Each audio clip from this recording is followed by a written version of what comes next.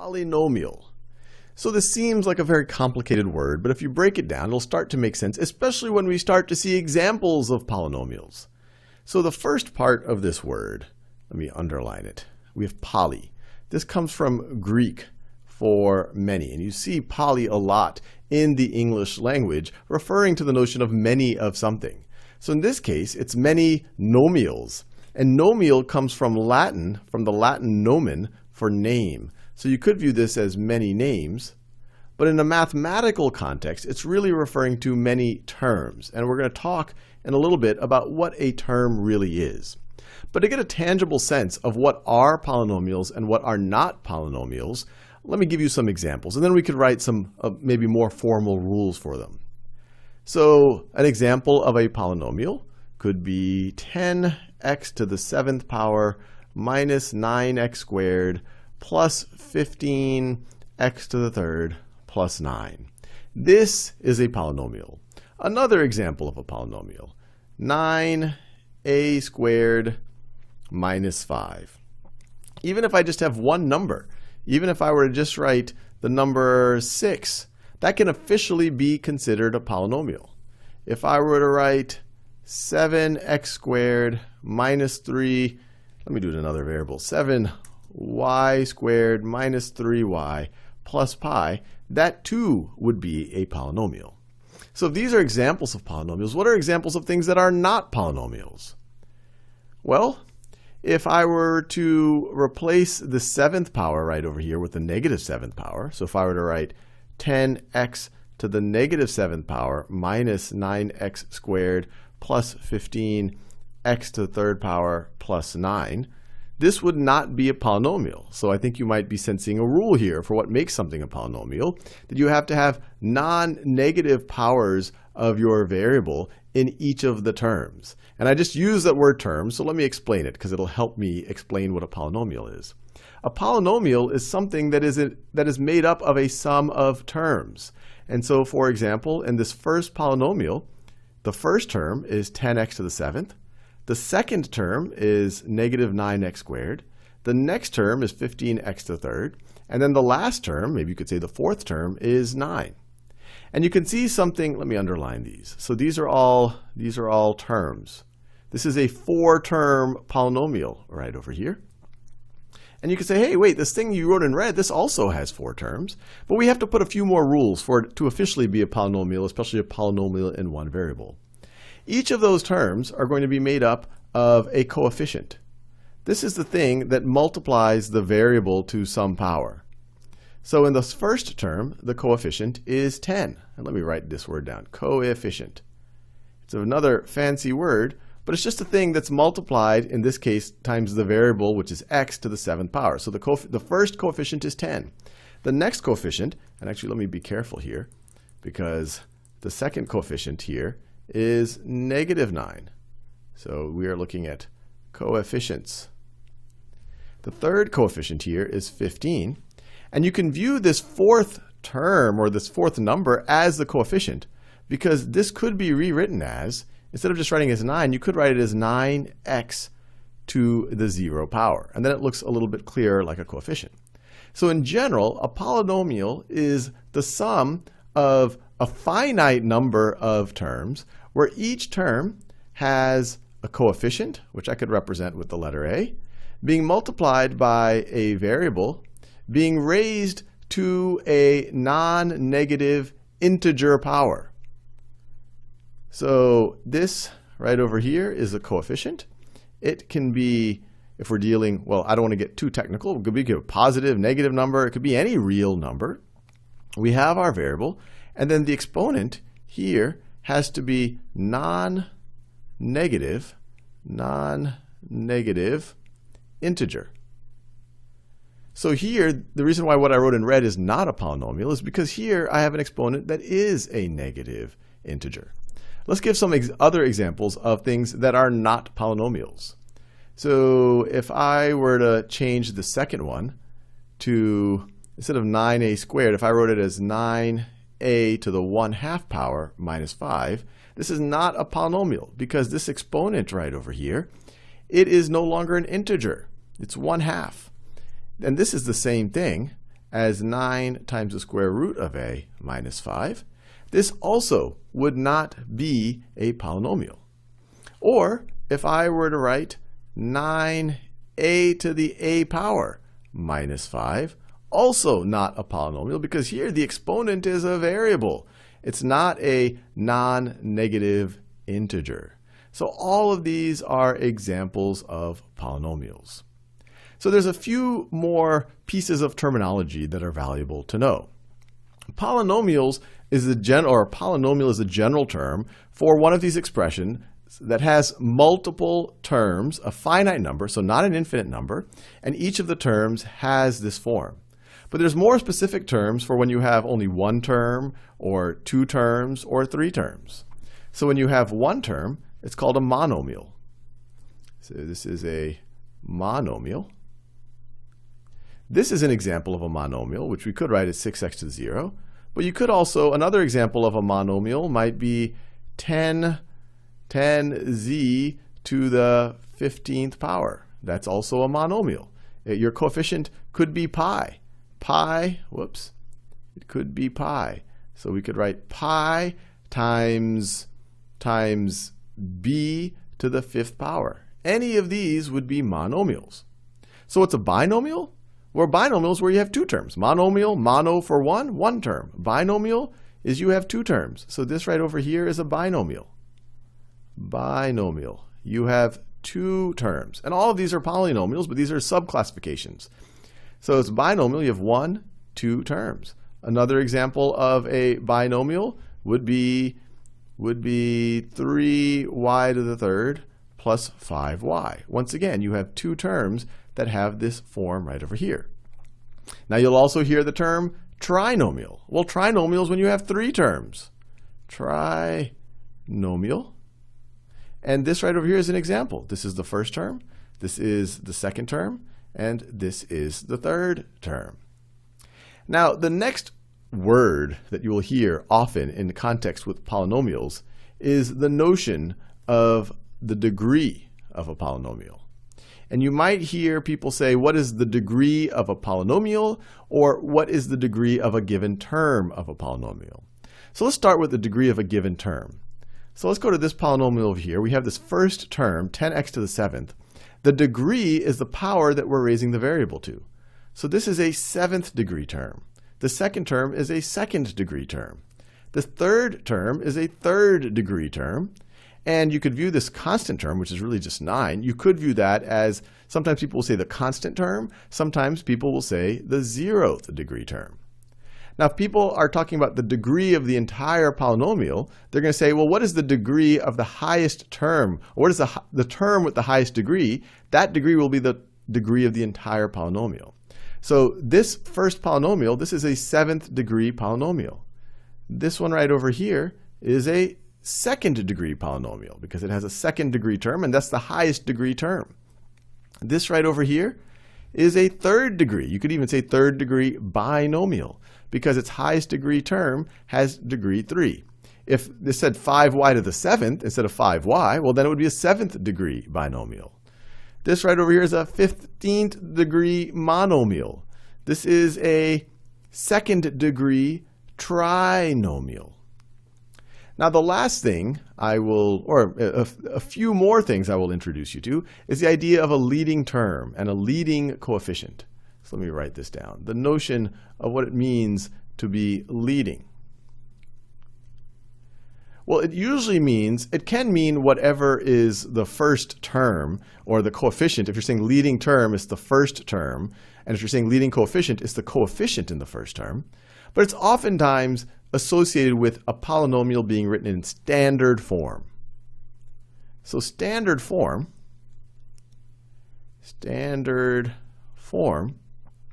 is where you write the terms in degree order, starting with the highest degree term. So for example, what I have up here, this is not in standard form because I do have the highest degree term first, but then I should go to the next highest, which is the x to the 3rd. But here I wrote x squared next. So this is not standard. If I wanted to write it in standard form, it would be 10x to the 7th power, which is the highest degree term. That's the degree 7. Then 15x to the third, so plus 15x to the third, which is the next highest degree. Then negative 9x squared is the next highest degree term. And then the lowest degree term here is plus 9 or plus 9x to 0. Now this is in standard form. I've written the terms in order of decreasing degree, with the highest degree first. And here it's clear that your leading term is 10x to the 7th, because it's the first one. And our leading coefficient here is the number 10. So there was a lot in that video, but hopefully the notion of a polynomial isn't seeming too intimidating at this point. And these are really useful words to be familiar with as you continue on your math journey. And in particular, I want to focus on quadratics that don't have a 1 as a leading coefficient. For example, if I wanted to factor 4x squared plus 25x minus 21. Everything we've factored so far, or all of the quadratics we've factored so far, had either a 1 or a negative 1 where this 4 is sitting. All of a sudden now we have this 4 here. So I'm going to teach you a technique called factoring by grouping. And it's a little bit more involved than what we've learned before, but it's a neat trick. But to some degree, it'll become obsolete once you learn the quadratic formula, because frankly, the quadratic formula is a lot easier. But this is how it goes. I'll show you the technique, and then at the end of this video, I'll actually show you why it works. So what we need to do here is we need to think of two numbers. We're going to think of two numbers, a and b, where a times b is equal to 4 times negative 21. So a times b is going to be equal to 4 times negative 21, is equal to 4 times negative 21, which is equal to negative 84. And those same two numbers, a and b, a plus b, need to be equal to 25. They need to be equal to 25. Let me be very clear. This is the 25, so they need to be equal to 25. This is where the 4 is, so they need to be equal to 4 times negative 21. That's a negative 21. So what two numbers are there that would do this? Well, we have to look at the factors of negative 84. And once again, one of these are going to have to be positive. The other ones are going to have to be negative, because their product is negative. So let's think about the different factors that might work. 4 and negative 21 look tantalizing, but when you add them, you get negative 17. Or if you had negative 4 and 21, you'd get positive 17. Doesn't work. Let's try some other combinations. 1 and 84. Too far apart when you take their difference, because that's essentially what you're going to do if one is negative and one is positive. Too far apart. Let's see, you could do 3. No, let's see, I'm jumping the gun. 2 and 42. Once again, too far apart. Negative 2 plus 42 is 40. 2 plus negative 2 is negative 40. Too far apart. 3 and, see, 3 goes into 84. 3 goes into, 3 goes into 84. Goes into 8. 2 times. 2 times 3 is 6. 8 minus 6 is 2. Bring down the 4. Goes exactly 8 times. So 3 and 28. This seems interesting. 3 and 28. We have, and remember, one of these has to be negative. So if we have negative 3 plus 28, that is equal to 25. Now, we found our two numbers, but it's not going to be quite as simple of an operation as what we did when this wasn't a 1, or when this wasn't, or when this was a 1 or a negative 1.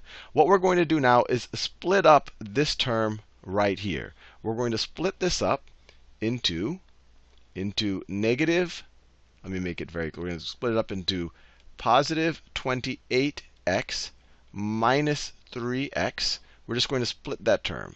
And that term is that term right there. And of course, you have your minus 21 there, and you have your 4x squared over here. Now, you might say, how did you pick the 28 to go here and the negative 3 to go there? And it actually does matter. The way I thought about it is 3 or negative 3 and 21 or negative 21, they have some common factors. In particular, they have the factor 3 in common. And 28 and 4 have some common factors. So I kind of grouped the 28 on the side of the 4. And you're going to see what I mean in a second.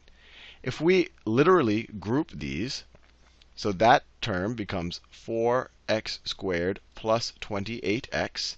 And then this side over here in pink, well, let's say it's plus negative 3x minus 21. Once again, I picked these. I grouped the negative 3 with the 21, or the negative 21, because they're both divisible by 3. And I grouped the 28 with the 4, because they're both divisible by 4.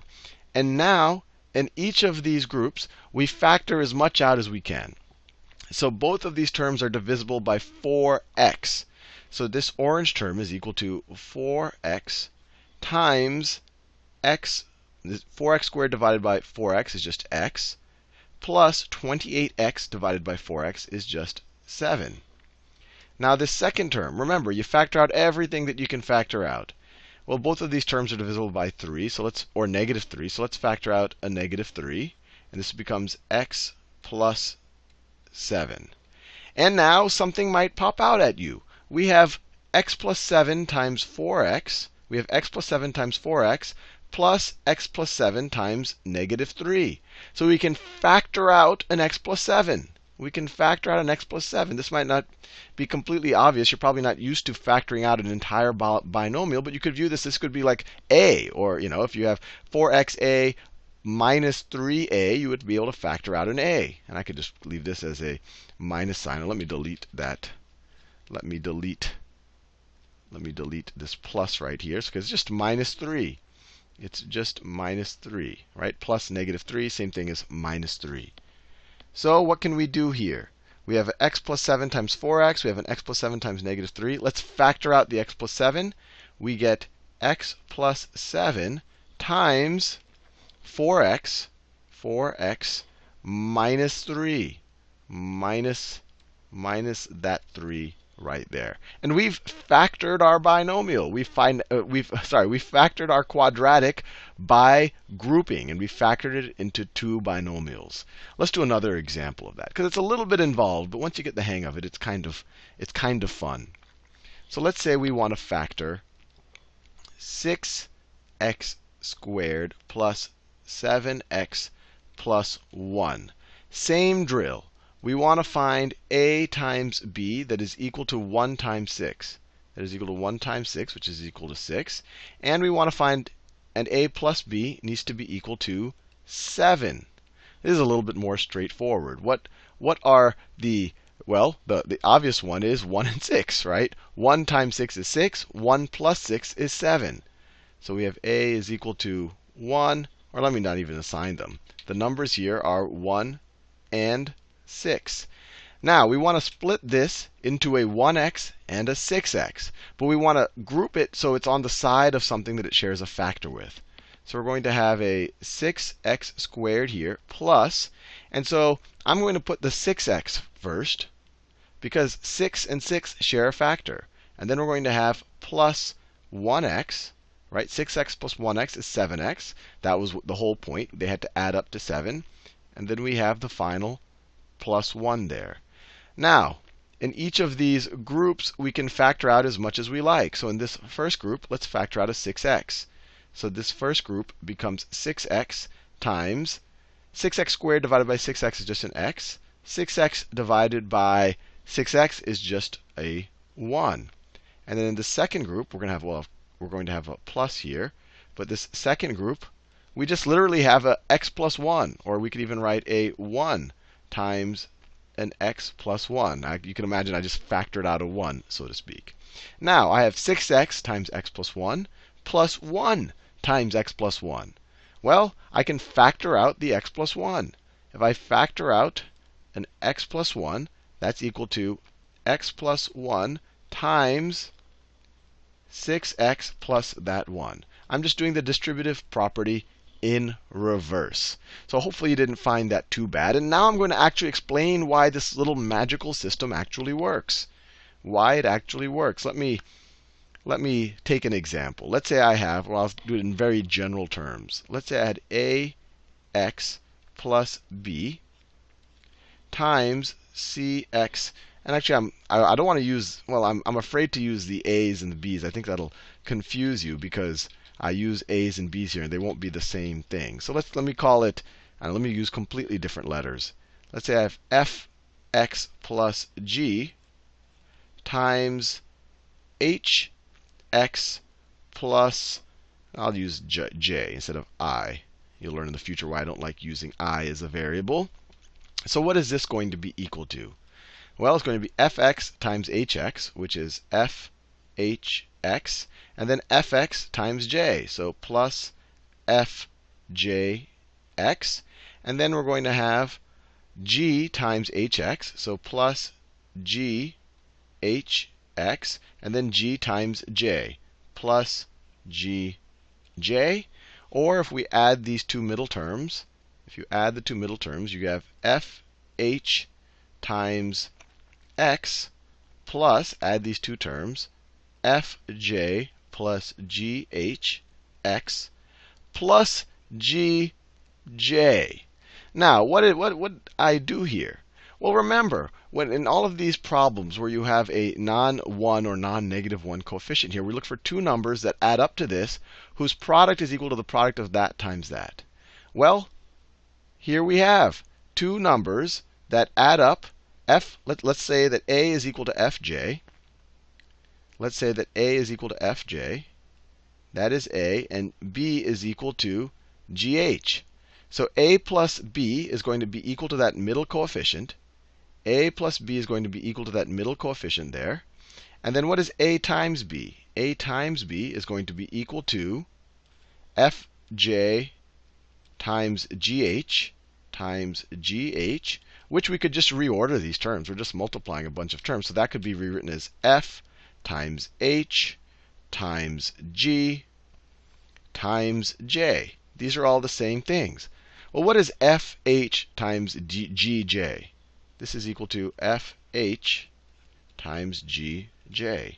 Well, this is equal to the first coefficient times the constant term.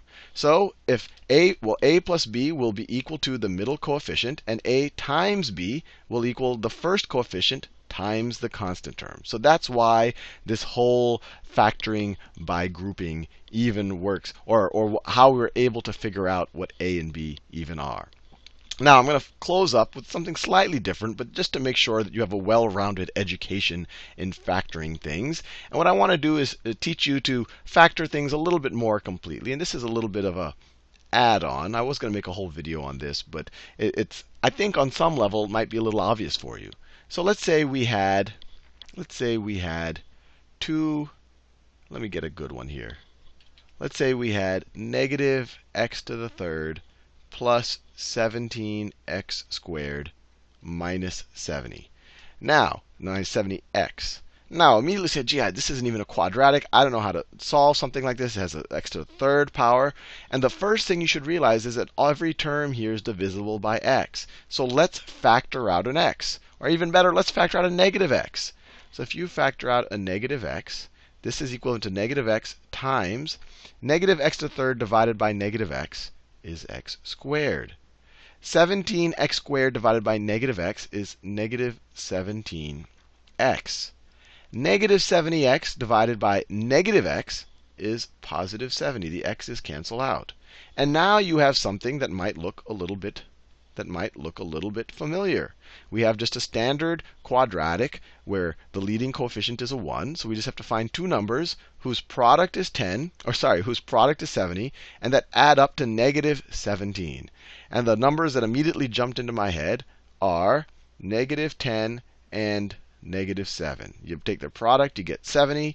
You add them up, you get negative 17. So this part right here is going to be x minus 10 times x minus 7. And of course, you have that leading negative x. The general idea here is just see if there's anything you can factor out, and then it'll get into a form that you might recognize. Hopefully you found this helpful. Now, I want to reiterate what I showed you at the beginning of this video. I think it's a really cool trick, so to speak, to be able to factor things that have a non-1 or non-negative 1 leading coefficient. But to some degree, you're going to find out easier ways to do this, especially with the quadratic formula, in not too long.